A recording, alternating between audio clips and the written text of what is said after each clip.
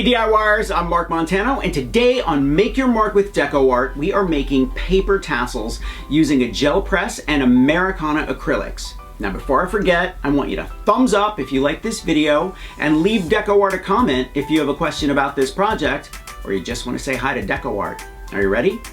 Let's make some paper tassels.